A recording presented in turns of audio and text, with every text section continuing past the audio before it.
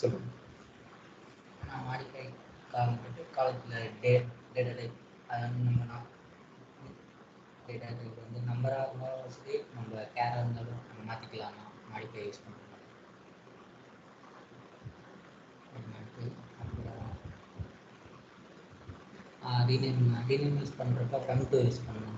காலம் டூ காலம் from use பண்ணால் சொல்கிறது புரிஞ்சுக்குது. டூ படிக்கும்போது உனக்கு தெரிய வந்துடும். டூ யூஸ் பண்ணு. அது ஓல்டு நேம்ல இன்னொன்று அப்புறம் ட்ராப் வந்து நீ பார்த்து கூட சொல்லலாம், தப்பு இல்லை. நான் நீ பார்க்காம சொல்றது கிடையாது, காலேஜ் கிடையாது. நீ பார்த்து கூட சொல்றது தப்பு கிடையாது, நான் தப்பு சொல்ல கிடையாது. பார்த்து சொல்லு, ஆனால் தெளிவாக சொல்லு. எனக்கு தெளிவு தான், பர்ஃபெக்ஷன் தான் ஓகே. நீ பார்த்து பண்ணே பார்க்காம வந்து ஓகே.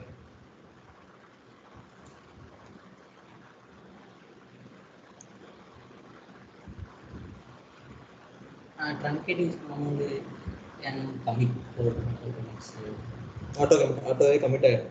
நம்ம கமிட்னு ஒன்று கொடுக்க வேண்டியது தான் அவன் ஃபியூச்சரில் நான் சொல்கிறேன். இப்போதைக்கு தெரிஞ்சுக்கோ, ஆட்டோ கமிட்னு ஒரு வேர்டு ஞாபகம் வச்சுக்கோ. ட்ரங்கேட்னா அதுக்கு சொல்கிறேன். ஆட்டோ கமிட்னா சேவ். இப்போதைக்கு சேவ்னா என்ன ஆகும், அப்படியே சேவ் ஆகும். அந்த மாதிரி ட்ரங்கேட்னா டேட்டா போயிடுச்சுன்னா திரும்பி வராது, அண்டு பண்ண முடியாது. ஸோ அதுதான் ட்ரங்கேட் வந்து டேபிள் டிடிஎல்லே ஆட்டோ கமிட் தான் ஆக்சுவலாக. டிடிஎல் எதுவுமே வந்துட்டு நீ நல்ல கொஸ்டின். ஆக்சுவலாக கொஸ்டின் கேட்டால் தான் எனக்கு ஞாபகம் வரும். DDL self auto commit. DDL எது பண்ணாலும் நல்லா ரோல் திரும்ப எடுத்து வர முடியாது, அண்டு பண்ணி கொண்டு வர முடியாது. சேம் நீ டிஎம்எல்ல பண்ணலாம். அது யூஸ் டிஎம்எல்ல வந்து நீ அந்த அண்டு பண்ணி கொண்டு வரலாம், கமிட் பண்ணாமல் இருந்தால். கமிட் ஆகிடுச்சுன்னா கொண்டு வர முடியாது. பட் டிடிஎல்ல எல்லாமே ஆட்டோ கமிட் தான், திரும்பி எதுவுமே எடுத்து வர முடியாது. நீ ஒன்ஸ் பண்ணிட்டேன்னா it is done, you can't get back. அதுதான் ஆட்டோ கமிட். டிடிஎல்ல ஆட்டோ கமிட் தான். இப்போ அப்போச்சு டிடிஎல் செல்ஃபாக ஆட்டோ கமிட், அதெல்லாம் ட்ரங்கேட் ஆட்டோ கமிட். ட்ராப் வந்து டேபிளே ட்ராப் பண்ணி ட்ராப் வந்து என்டையர் டேபிளையும் ட்ராப் பண்ணிடும். ட்ரங்கேட்னா சட்டையை கழட்டுற மாதிரி, ட்ராப்னா ஒன்றே தூக்குற மாதிரி. இதுதான் வித்தியாசம். ஓகே.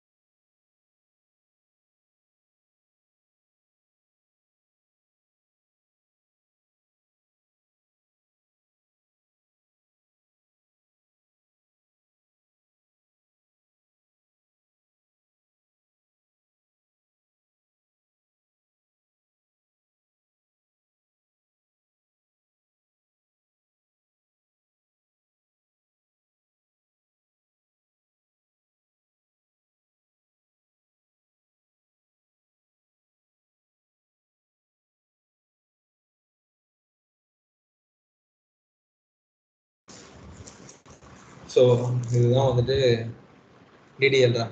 டிடிஎல் இன்ட்ரோடக்ஷன் எனக்கு புரிஞ்சுக்கணும்னு நினைக்கிறேன். ஸோ இப்போ நான் என்ன சொல்றேன், ஆரக்கிளோட ஸோ இது இருக்கட்டும், நான் உனக்கு ஆரக்கிளை பற்றி கொஞ்சம் எக்ஸ்பிளைன் பண்ணிடுறேன். வாட் இஸ் ஆரக்கிள் அப்படின்னா, Oracle is a ERP platform.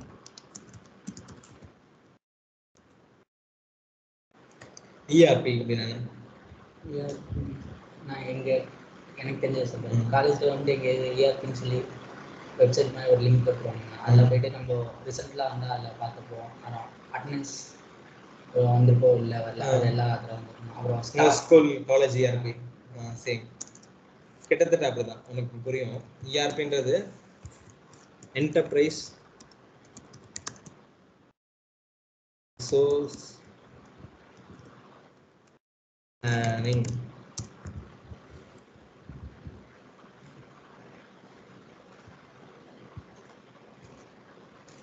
Enterprise ஒரு கம்பெனிக்கு தேவையான ரிசோர்ஸ் அதை பிளான் பண்ணுறதோட அப்ளிகேஷன் தான் இஆர்பி.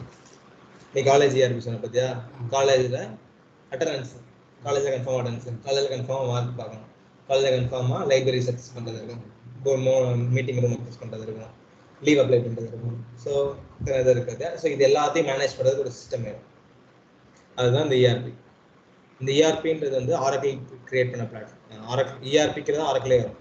இந்த இஆர்பி பிளாட்ஃபார்முக்கு நிறையா டூல்ஸ் இருக்குது. அதில் உனக்கு சொல்லணும்னு பார்த்தா நல்லா தெரிஞ்சுன்னா ஆரக்கிள் ஃபர்ஸ்ட். அடுத்து எஸ்ஏபி கேள்விப்பட்டிருக்கியா? எஸ்ஏபி ஆர் சாப்னு சொல்லுவாங்க. எஸ்ஏபி அது ஒன்று. அடுத்து நிறையா எம்எஸ் டைனமிக்ஸ் ஒன்று இருக்குது. ஜோகோ ஏஆர்பி வந்துருச்சு. அட்வான்ஸ்டாக வந்துகிட்டே இருக்கு. பட் ஆரக்கிள் வந்துட்டு லெகசி ரொம்ப நாளாக இருக்கும், ஃபீல்டில் இருக்கும். இதில் எண்ட் டு எண்ட் எல்லாமே இருக்கும். ஒரு கம்பெனி அப்படின்னா என்ன தேவை? எம்ப்ளாயிஸ் தேவை. நீ வாங்குற ப்ராடக்ட்டுக்கு வாங்குறதுக்கு சப்ளைஸ் இருக்கும், நீ விற்கிறதுக்கு கஸ்டமர்ஸ் இருக்கும், இதை கால்குலேட் பண்ணுறது அக்கௌண்டிங் இருக்கும், எம்ப்ளாயீஸோட சேலரி வேணும், அது இருக்கும், ப்ராடக்ட் மேனுஃபேக்சர் பண்ணுற காஸ்ட் வேணும், இதை மூவ் பண்ணுறதுக்கு சப்ளை செயின் வேணும். எல்லாமே இந்த மாதிரி எல்லா end to end from starting to ending. ஒரு பாலை வந்து வாங்கி அதை பாலை காய வச்சு பாலை டீயை போட்டு டீயை கஸ்டமருக்கு கொடுத்து விற்று அதுக்கு காசு வாங்குறது வரைக்கும் எல்லாமே வரும். இதுதான் எக்ஸாம்பிள் சொன்னால் ஒரு ஹுண்டாய் கார் கம்பெனி எடுத்துக்க. ஒரு காரை 1000 பேர் நாங்கள் வேலை கொடுப்போம், 2000 கார் மேனுஃபேக்சர் பண்ணுவாங்க. 2000 காருக்கு ஒரு காருக்கு ஒரு போல்ட் எக்ஸ்ட்ரா எடுத்தாங்கன்னா ஒருத்தர் 2000 நட்டு எவ்வளோ அமௌண்ட் ஆச்சு? 2 நாள் வச்சாலும் 4000 ஆச்சு. ஒரு நாளைக்கு 4000 பண்ணால் கம்பெனி தான் ஆகும். அது வரைக்கும் இதை நம்ம மெயின்டைன் பண்ணலாம். ஒரு காருக்கு இவ்வளோ தான் தேவை, இவ்வளோ நட்ஸ் தான் தேவைன்னா இவ்வளோ நட்ஸ் தான் அவங்க கொடுப்பாங்க. நட்ஸில் அவைலபிலிட்டி இருக்கும். அவன் சிஸ்டமில் போட்டு எடுத்தானாலே அதுக்கு மேலே ஒரு நட்டு கூட எடுக்க முடியாது. அக்கௌண்டிங் மிஸ் ஆகும். எல்லாமே காய்ச்சி பண்ணுவாங்க. லாஸ்ட் யார் அப்டேட் பண்ணா, யார் கிரியேட் பண்ணா, என்ன பண்ணால் பண்ணுவாங்க. ஸோ இதுதான் இஆர்பி பிளாட்ஃபார்ம். இதில் வந்து standard Oracle standard tables, standard objects.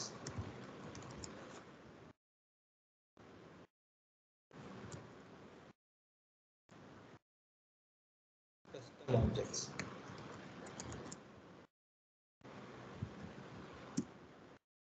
Standard objects na இந்த ஆரக்கிள்ல நான் இப்ப சொன்ன பார்த்தியா, இது எல்லாமே ஆரக்கிள் வந்துடும். இதெல்லாம் அவனே கொடுத்துருவான். டேபிள் வச்சிருப்பான், ஸ்க்ரீன் வச்சிருப்பான், என்ட்ரி ஃபங்க்ஷன் ஃப்ளோ எல்லாமே இருக்கும். நீ வாட்ஸ்அப் வர ஒரு ஃபோன் நம்பரை தட்டுற, ஸ்க்ரீன் வருது, மெசேஜ் டைப் பண்ணுற, அடிக்கிற பார்த்தியா, இந்த மாதிரி இந்த பிஸ்னஸ் ஃப்ளோ இருக்கு பார்த்தியா, இது எல்லாமே ஸ்டாண்டர்ட் வச்சிருக்காங்க ஆரக்கிள். அதை எல்லாமே ஸ்டாண்டர்ட் ஆப்ஜெக்ட்ஸ் சொல்லுவாங்க. கஸ்டமாக நம்ம கிரியேட் பண்ணுறோம் பார்த்தியா, அப்போ நீ கிரியேட் பண்ணுற பார்த்தியா டேபிள், அது கஸ்டம் ஆப்ஜெக்ட்ஸ். நீ கிரியேட் பண்ணுறது எல்லாமே கஸ்டம் ஆப்ஜெக்ட்ஸ். நம்ம கிரியேட் பண்ணோம், நீ கிரியேட்னு போட்டாலே அது custom objects. Custom object is nothing but user creating objects. Standard objects is nothing but Oracle provided objects. இதுதான் ஸ்டாண்டர்டு கஸ்டமுக்கு டிஃபரன்ஸ். கஸ்டம் ஆப்ஜெக்ட்ஸ் வந்து பார்த்தீங்கன்னா உனக்கு நேமிங் கன்வென்ஷன் இருக்கும்.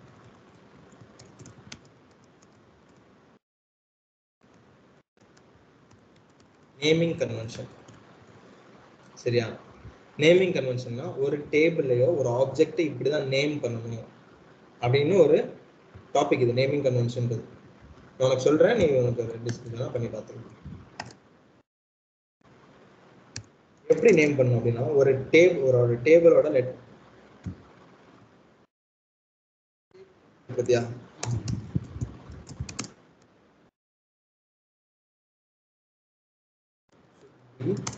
within letters. இந்த டேபிளோட நேம் வந்துட்டு 30 லெட்டர்ஸ்க்குள்ள தான் இருக்கும். ஓகேவா? இப்போ நான்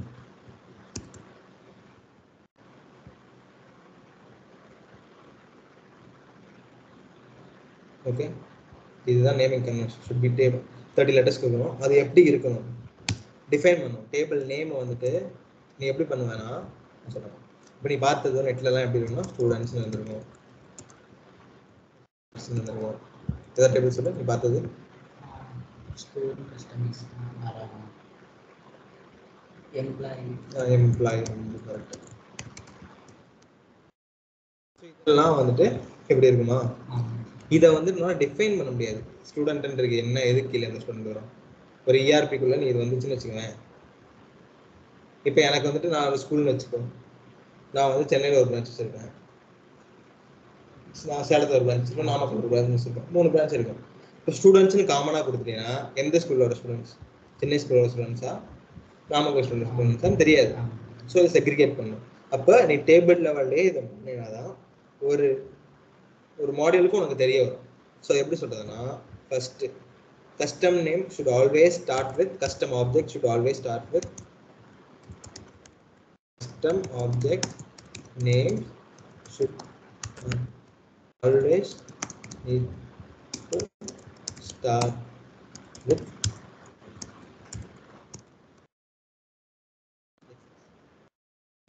xx னா ஸ்டார்ட் பண்ணுவோம் டேபிள். நெக்ஸ்ட் எப்படி வரும்னா என்னோட கம்பெனி நேம். இப்போ பட்டி into deca,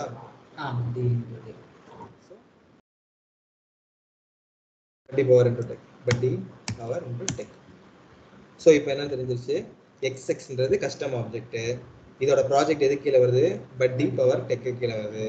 okay, so underscore இதுக்கு okay. Custom object it is belonging to PPD, it is belonging to what are இன்ஃபோசிஸ்னா INFI, it is belonging to விப்ரோனா டபிள்யூஐபி. அந்த மாதிரி நீ மென்ஷன் பண்ணுவாங்க. நீ ஒரு கம்பெனிக்குள்ளே போனாலே நீ நேமிங் கன்வென்ஷன் ஸ்டாண்டர்ட்ஸ்க்கு அவங்களே சொல்லுவாங்க. நீ பார்த்தாலும் உனக்கு தெரியும், நீ அண்டர்ஸ்டாண்ட் பண்ணிக்கலாம். இப்படி தான் இருக்கும் அந்த table.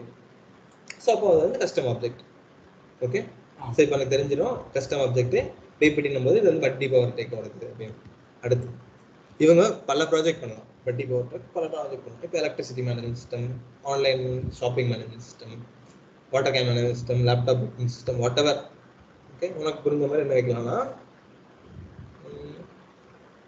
Water can booking system வச்சுக்கலாமா. வாட்டர் கேன் நார்மலாக வாட்டர் கேன் ஆர்டர் பண்ண மாதிரி வச்சுக்கலாம். நேமுக்கு தானே வாட்டர் பேங்க் புக்கிங் சிஸ்டம். இப்போ என்ன தெரிஞ்சிச்சு, நேராக எழுதிடுறேன். நேராக எழுதுறது கொஞ்சம் ஈஸியாக இருக்கும் understanding. Water can underscore it should define within underscore, space வரக்கூடாது. ஓகேவா, XXBPT water can booking water booking system. So இதுக்கு அடுத்து நீங்கள் என்ன சொல்ல போகிற, டேபிளோட நேமை சொல்ல போகிற. என்ன சொல்ல, வாட்டர் புக்கிங் சிஸ்டம் போது என்ன வரும், புக்கிங் ஒரு டேபிள் வச்சுக்கோ. ஸோ புக்கிங்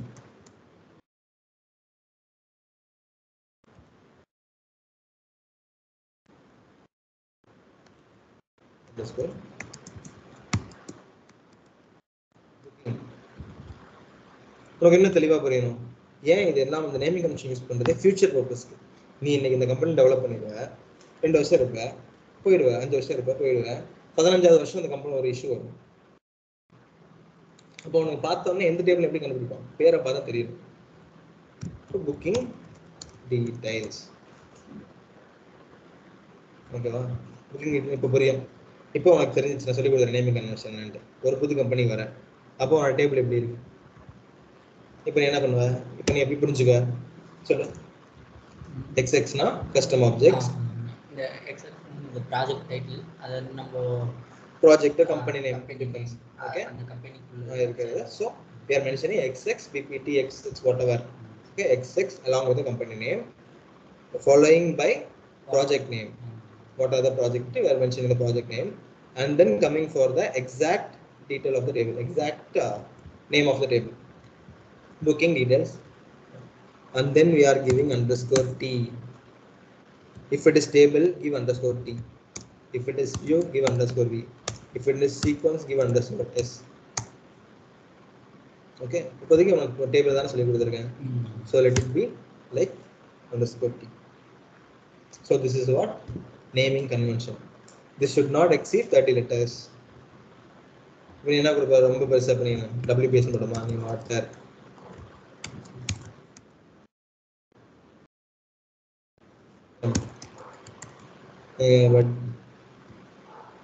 வட்டி இவ்வளோ போட்டீங்கன்னா ஆப்வியஸாக 30 லெட்டருக்கு மேலே போயிடும். பார்க்குறவங்களுக்கும் ஈஸி அண்டர்ஸ்டாண்டபிளாக இருக்காது. நீ ஷார்ட் ஃபார்ம்ல போடும்போது அவங்க அதை எக்ஸ்ட்ராக்ட் பண்ணி புரிஞ்சிருக்கிறதுக்கும் நீ பெருசாக போட்டு கொலாப்ஸ் பண்ணுறதுக்கும் வித்தியாசம்.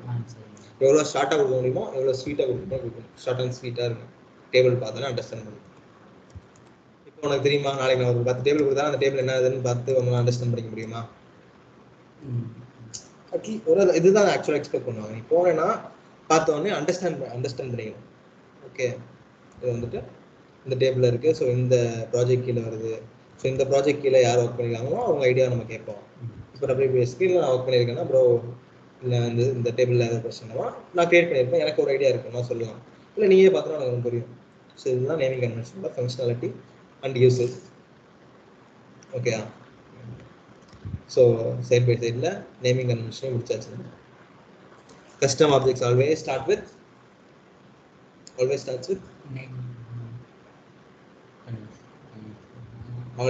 வித் எந்த லெட்டர்ல ஸ்டார்ட் ஆகும்? Custom object.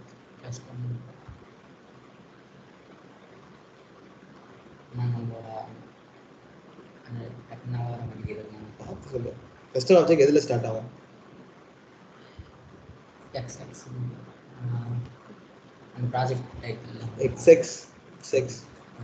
XX இருந்தாலே கஸ்டம் ஆப்ஜெக்ட் தான். ஓகே, அதுக்கப்புறம் XX அது வந்து அந்த அவங்க ப்ராஜெக்ட் கம்பெனி கேரி பண்ணிட்டாங்கன்னா அவங்க அந்த கம்பெனி கீழே இருக்கணும் அந்த ப்ராஜெக்ட். அப்புறம் ஒரு எம்ப்ளாயி அதான் கேட்ட கேள்விக்கு XX. அதுக்கப்புறம் நம்ம அந்த ப்ராஜெக்ட் அந்த கம்பெனி அந்த ப்ராஜெக்ட் டைட்டில் கம்பெனி சேர்த்து அந்த இது போட்டுக்கணும். அதுக்கப்புறம் அவங்க டீட்டெயில்ஸ் அதை பற்றி பார்க்கணும். அதான் நேம் பண்ணணும். ஓகே, தென் ஸ்டாண்டர்ட் ஆப்ஜெக்ட் அது EBSல வரும். ஸ்டாண்டர்ட் ஆப்ஜெக்ட்ஸ்னா இங்கே ஆரக்கிள்குள்ளே இருக்கிற மாடியூல் அவனே கொடுத்துருப்பான். சில modules SCM supply chain management இதெல்லாம் தான் ஃபங்க்ஷனலில் வரும். ஐ மீன் இதுவும் டெக்னிக்கலில் வரும்.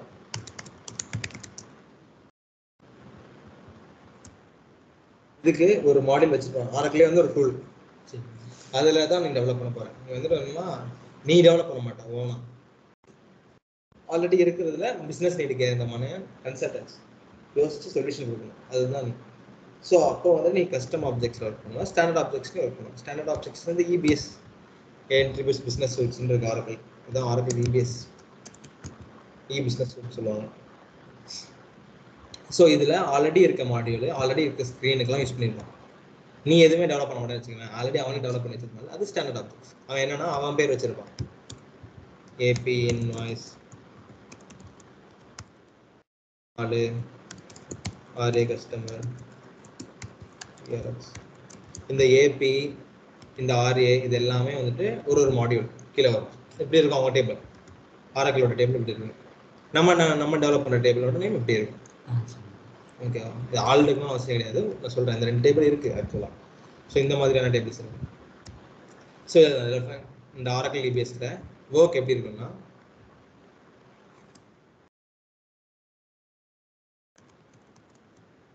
ஃபங்க்ஷனலாக இருக்கும், டெக்னிக்கலாக இருக்கும். டெக்னிக்கல் அப்படின்றது நம்ம பண்ணுறது, டேபிள் கிரியேட் பண்ணுவோம், ரிப்போர்ட் டெவலப் பண்ணுவோம், போக புரியும். சிஸ்டமில் என்னென்ன பண்ணுறையோ அவங்க சிஸ்டம் பண்ணுவாங்க. பட் ஃபங்க்ஷனல்லாம் ஃபங்க்ஷனல் ஃப்ளோ இருக்கும். ஒரு ஷிப்மெண்ட் வந்துட்டு வர்றதுக்கு அது ஷிப்மெண்ட் நம்ம கம்பெனிக்குள்ளே வந்து அது வெளியே போகிற வரைக்கும் ஒரு பெரிய ஃப்ளோ இருக்குது. ஆன் அண்ட் குவான்டிட்டின்னு இருக்கும், லாட்ன்னு இருக்கும், ஐட்டம் இங்கே வச்சிருக்காங்கன்னு இருக்கும், எல்லாத்துக்குமே ஒரு ஃப்ளோ இருக்கு. இந்த ஃப்ளோ வந்துட்டு ஒரு பெரிய வேஸ்ட் மாடியூல், 240 மாடியூல் எவ்வளவோ இருக்கு. இது இதில் ஒருத்தவங்களுக்கு இது எஸ்சிஎம்ன்றது ஒன்று, ஹச்சிஎம் ஒன்று இருக்கும், ஹச்ஆர்எம்எஸ், ஓஎம், ஓபிஎம், டிஎம், நிறையா இருக்கு. ஒரு மாடியூலுக்கும் இஏஎம், ஒவ்வொரு மாடியூலுக்கும் ஸ்டாண்டர்ட் ஆப்ஜெக்ட்ஸ் மாறிக்கிட்டே இருக்கும். இந்த ஒரு மாடியூலுக்கும் ஃபங்க்ஷனல் ஃப்ளோவும் மாறிக்கிட்டே இருக்கும். ஓகேவா? இந்த ஃபங்க்ஷனல் தெரிஞ்சவங்க டெக்னிக்கல் தெரியணும்னு அவசியம் கிடையாது, டெக்னிக்கல் தெரிஞ்சவங்க ஃபங்க்ஷனல் தெரியணும்னு அவசியம் கிடையாது. ஃபங்க்ஷனல் பீப்புள் தான், பட் ரெக்யர்மெண்ட் வந்து சொல்லுவான். யூசர் கிட்ட ஒர்க் பண்ணுறவங்க அவங்க யூசர்கிட்ட பேசி என்ன ஏதுன்னு கேட்டு அண்டர்ஸ்டாண்ட் பண்ணி ஃபங்க்ஷனலாக இது முடியுமான்னு கேட்டு ஃபங்க்ஷனலாக இதை அச்சீவ் பண்ணலாம் அப்படின்னு நம்மள்ட்ட வந்து சொல்லுவான். டெக்னிக்கலாக நீ அதுக்கு பண்ணி கொடுக்கணும்னா அதுதான் நம்ம பண்ணுறோம். அதுக்கு தேவையானதான் இந்த எஸ்கியூஎல் அதாவது ஒரு டெக்னிக்கல் ரிசோர்ஸாக வரப்போகிறோம். எண்ட் ஆஃப் த டே உனக்கு வந்து டெக்னிக்கல் ரிசோர்ஸ் வரப்பில்லை, நீ உனக்கு தெரிஞ்ச டெக்னாலஜி நீ ஒர்க் பண்ணுவோம். இதுதான்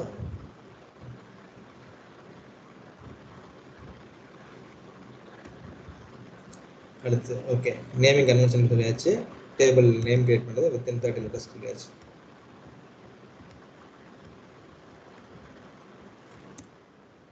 அடுத்து underscore t always be the suffix table name. டேபிள்னா அண்டர்ஸ்கோர் டீம் இருக்கணும், சீக்வன்ஸ்னா அண்டர்ஸ்கோர் சீக்வன்ஸ் நான் சொல்கிறேன், டேபிள்னா அண்டர்ஸ்கோர் டீம் தான் முடியணும்னு வச்சுக்கோ. இதுதான் வந்துட்டு இது மாறும் மீன்ஸ் நீ ஃபியூச்சரில் ப்ராஜெக்ட் பண்ணும்போது உங்கள் அண்டர்ஸ்கோர் டீ வேணும், நீ பண்ணும்போது பண்ணு, அவங்க வேணாம்னா சொல்லுவாங்க. இதுதான் நேமிங் கன்வென்ஷன். நீ டேபிள் கிரியேட் பண்ணும்போது you should always have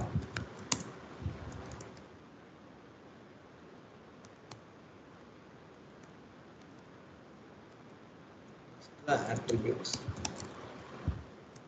for future purpose.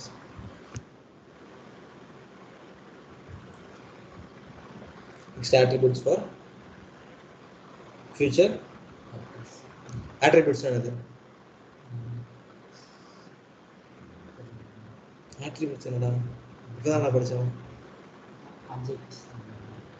attributes ஏதோ ஒரு பார்த்து கூட சொல்லு. attributes என்ன சொல்றது?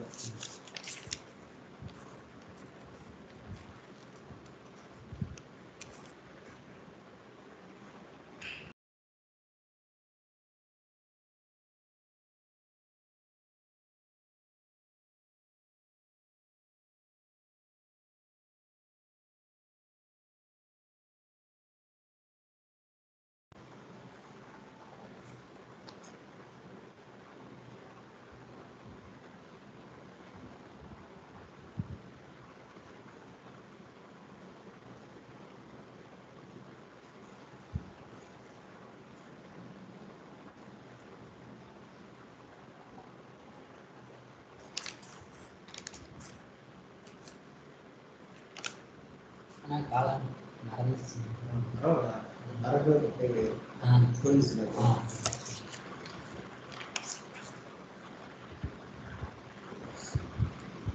நான் இது நீங்கள் சொல்லியிருக்க யூஸ் நம்ம எப்போ டேபிள் கிரியேட் பண்ணாலும் நம்ம எக்ஸ்ட்ரா அந்த காலம் இருக்கிற மாதிரி கிரியேட் பண்ணுவோம். அதான் புரியுது. எதுக்காக? ஃபியூச்சரில் ரொம்ப எக்ஸ்ட்ரா ஆட் பண்ணுறதுங்களா?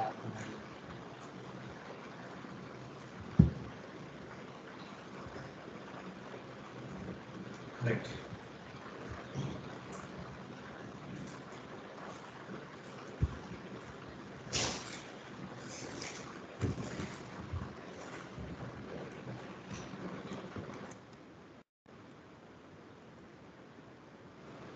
ஸோ இப்படி தான் இருக்கும் டேபிள். கரெக்டா?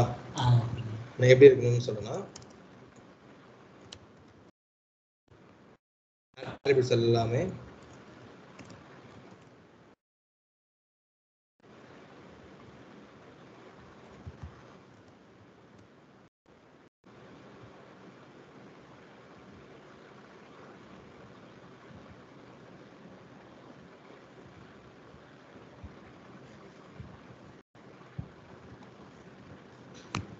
ஸோ இப்போ இப்படி வந்துடும் ஆட்ரிபியூட்ஸ் நீ போட்டு கிரியேட் பண்ணும்போது. அப்போ சப்போஸ் எனக்கு என்ன இப்போ ஸ்டூடெண்ட்டோட மொபைல் நம்பர் எனக்கு வேணும் அப்படின்னா நீ யூஸரை சொல்லலாம் ஆட்ரிபியூட் ஒன்று வந்து எக்ஸ்ட்ரா இருக்குது அந்த டேட்டாவே அந்த டேபிளில், ஸோ அதை யூஸ் பண்ணி நீங்கள் ஸ்டோர் பண்ணிக்கோங்க. சரி. அதை யூஸ் பண்ணி நீ ஒரு ப்ரொவிஷனே கொடுத்துடலாம், நீ ஒரு ஃபார்ம் கிரியேட் பண்ணி கொடுத்துடலாம். அப்போ நீ வந்துட்டு ஒரு காலம் வந்து ஆட் பண்ணணுமோ மாடிஃபை பண்ணணும் ஆல்டரோட யூசேஜ் கம்மி. ஸோ நீ வந்து ஆட்ரிபியூட் ஒன்று யூஸ் பண்ணலாம். ஓகேவா? ஸோ அதுக்கு தான் இந்த attribute. Coming to next point, attribute should always have a data type.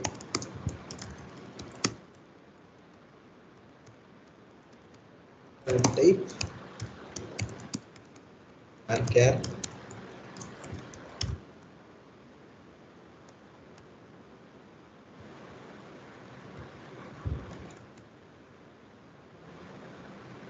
so ஒரு attribute data type varchar 240 போட்டுக்கலாம் டேபிள் கிரியேட் பண்ணும்போது உங்களுக்கு சொல்கிறேன்.